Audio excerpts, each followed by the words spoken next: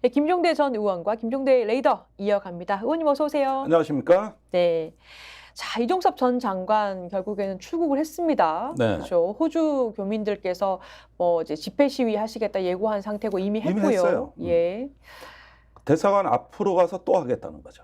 그렇죠. 이제 그저께 한 거는 평화의 소녀상 앞에서 한 거고 음, 딱 대사관에 출근만 해봐라. 그리로 가겠다. 음. 이렇게 지금 예고돼 있습니다. 아니 교민들께서 생활비도 바쁘실 텐데 너무 고생이 많으십니다. 갑작스럽게. 참 슬픈 건 저도 호주에 그 대사관도 가보고 예. 교민사회도 가봤는데 이게 호주만 하더라도 교민사회가 평화로워요.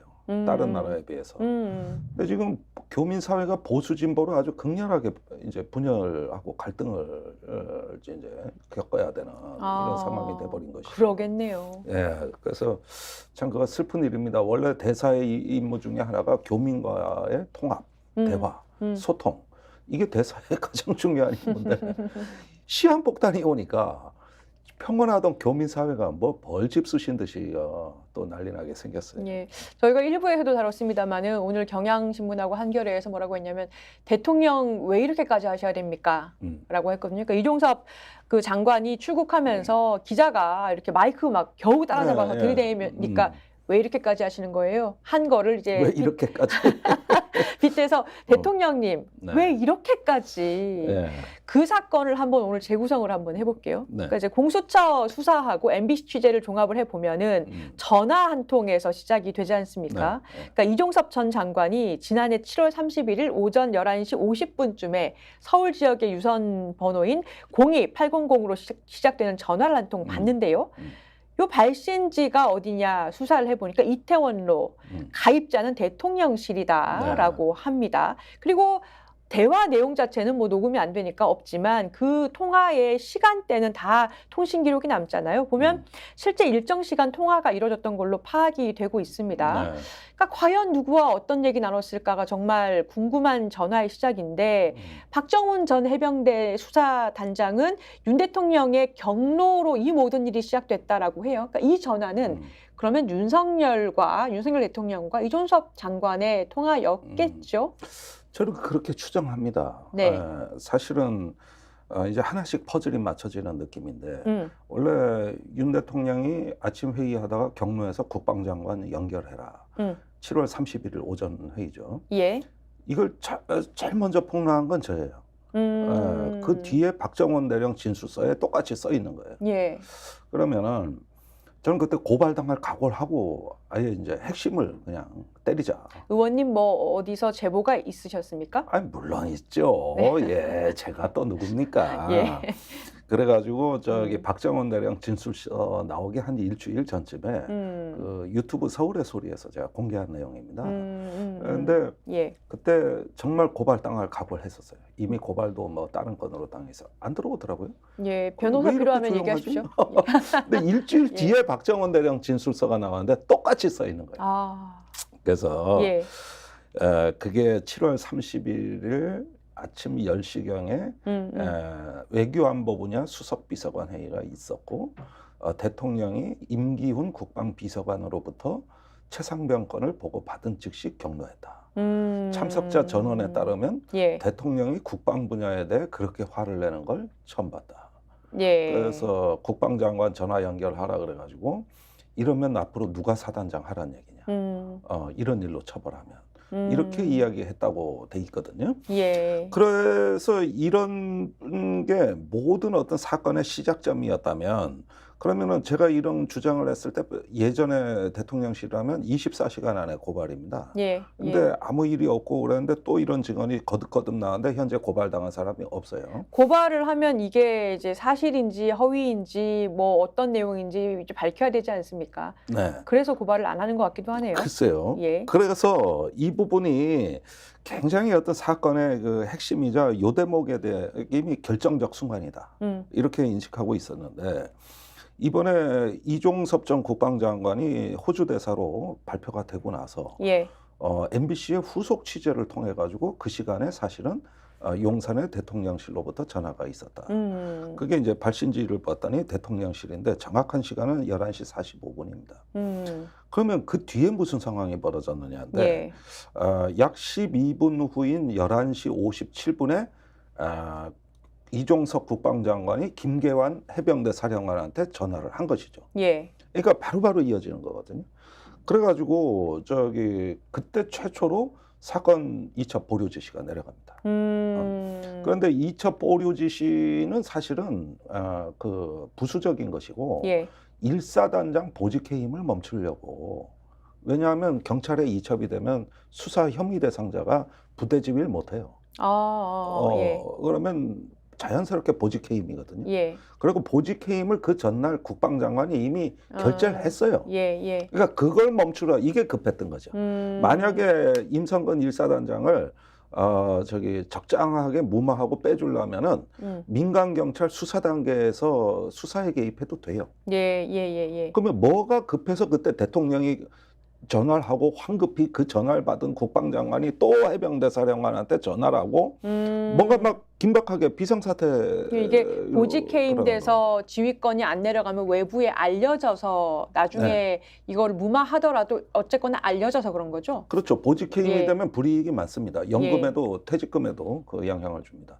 이런 상황이 되니까 이날 원래 오후 2시에 이종석 국방장관은 우즈베키스탄 출장차 영종도 공항으로 출발을 했어야 돼요. 근데 11시 45분에 이 일이 시작되니까 점심 먹고 가야 되는데 예. 급해진 거예요. 예. 그래서 즉시 참모회의를 또 소집해. 전화를 한 다음에. 그러니까 지금 통화 직후에 예정돼 있던 해병대 수사단의 최상병 사건 언론 브리핑, 국회, 국방위 보고 다 취소시키고 예. 오후 1시 반에 참모들을 모아서 긴급 현안 회의를 하는 그렇습니다. 거죠. 예.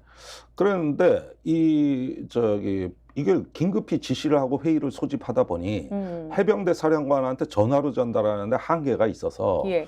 지금 해병대 장군 중에 누구 서울 출장 온 사람이 있냐? 그러니까 부사령관이 올라가 있습니다. 투스타. 그 들어오라 그래라. 그래가지고 정종범 부사령관이 소집된 회의에 뒤늦게 도착한 시간이 2시 17분이에요. 그러니까 비행기 이미 늦은 거야. 얼마나 지금 급하면은. 예. 그래가지고 거기서 막 불러줘요. 수사단장 빼고 과실치사 빼고 이첩하지 말고 그다음에 1사단장 제대로 근무시키고 이런 걸 막 쏟아내고 그 지시를 하자마자 일어서서 이제 비행기 시간 늦었다고 가버리고 그 다음에 8월 1일부터는 우즈베키스탄에 가 있으니까 거기서 수행하고 있던 군사보좌관, 비서실장이 계속 문자로 해병대 사령관한테 1사단장 제대로 근무하고 있냐, 정상 출근했냐. 그러니까 오로지 2차 보류를 한 거는 1사단장을 지키기 위한 것이었다는 게 4차례 정도 확인이 돼요. 그러면은 이날 7월 31일 날 그 용산으로 받았던 의문의 전화 한 통이 이 모든 급변 사태의 시작이고 모든 어떤 상황이 반전되는 어떤 핵심 결정력 순간이 됐던 것이죠. 그러면은 이 부분에 대해 가지고 지금 외압 의혹 수사에 있어 가지고 최우선적으로 조사해야 될 내용이 그때 누구로부터 전화를 받으셨냐. 그렇죠. 어떤 전화였냐. 그리고 왜 전화를 받자마자 이렇게 이종석 장관은 전화를 받고 움직인 사람이에요. 그러면 사실 그 전 단계 가장 최초 원인은 전화한 사람이죠. 그렇습니다. 어떤 이유로 무슨 전화를 했길래 이 사단이 났느냐. 그렇습니다. 그러니까 장관한테 전화 한 통화로 이렇게 그냥 상황을 싹 바꿀 만한 인물이 누구겠냐고. 용산에. 아니 그리고 용산에서 장관을 이렇게 좌지우지할 수 있는 사람은 장관 위에 있는 분밖에 없겠죠. 근데 또 하나가 정종범 당시 해병대 부사령관이 회의 내용 메모한 걸 보면요. 10가지 메모했다고 아까 말씀하셨잖아요. 근데 막 받아 적어서 했다라고 하는데 사람에 대해서는 좋지, 혐의는 안 됨이라는 부분이 있단 말입니다. 그렇습니다. 그러니까 이게 명백하게 그 통화의 지시 내용이 핵심이 수사에 관여하는 것이다라는 걸 보여주는 메모로 보여요. 그렇죠. 자, 우리가 외압을 행사했다고 하는 내용이 다 있어요. 다 적어놨어요. 다 있어. 그랬는데 이 내용이 박정훈 대령 구속영장 8월에 신청될 때 그대로 너 이렇게 부사령관 통해서 지시 받았는데 왜 이행 안 했어? 해서 항명죄 구속영장에 다 기재가 됐네요. 야. 이게. 근데 여기서 자기 모순이 생긴 거예요.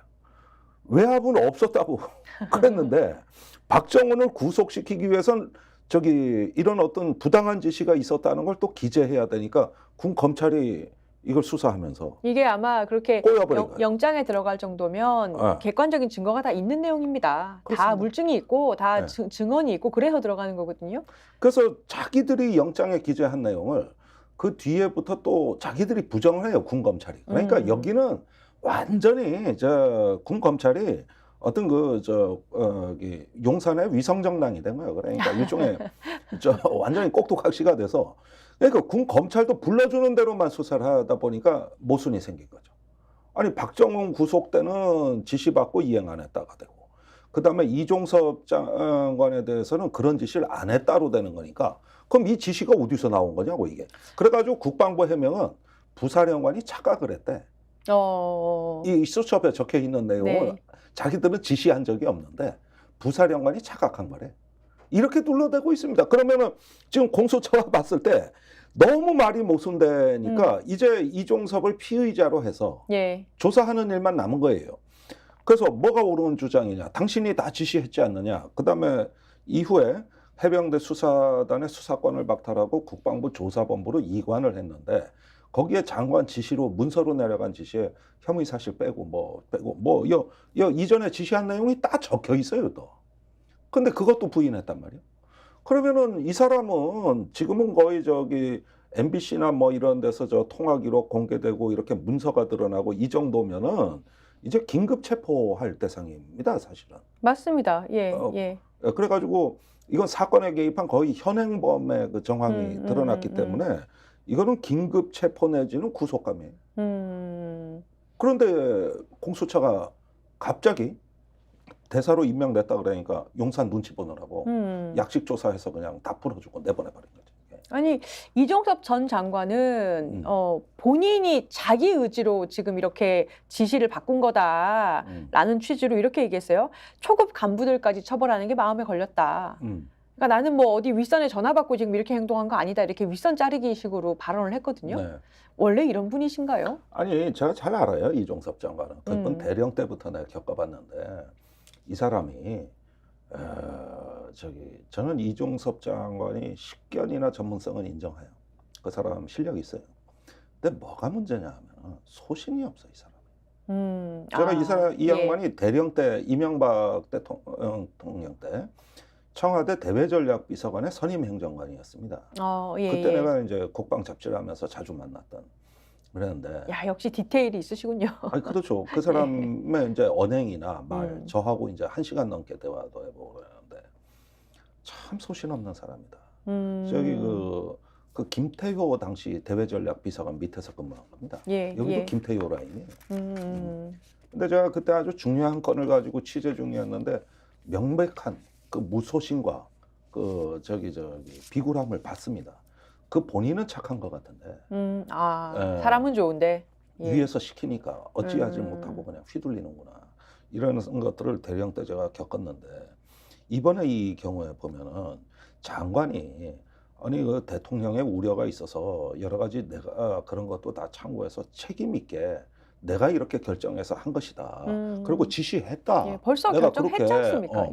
그러면 해야 되는데 지도 빠져나가려고 하다 보니까 이제 지시한 적 없다가 돼버리고 그러면 지시한 이 공문서는 뭐냐 압수수색 영장은 뭐냐 그러니까 그거는 그 부사령관의 착각이었다. 아니 부사령관이 왜 착각을 해? 장관이 불러서 갑자기 호출해서 간 이 긴급한 회의에서. 아니 그리고 지금 호주로 가신 거잖아요 지금. 스픽스는 말하는 언론입니다. 대세는 유튜브, 그중에서 스픽스. 좋아요, 댓글, 구독, 알림 설정. 여러분이 저희를 사랑해 주시고 우리가 여러분을 사랑하는 4가지 방법입니다.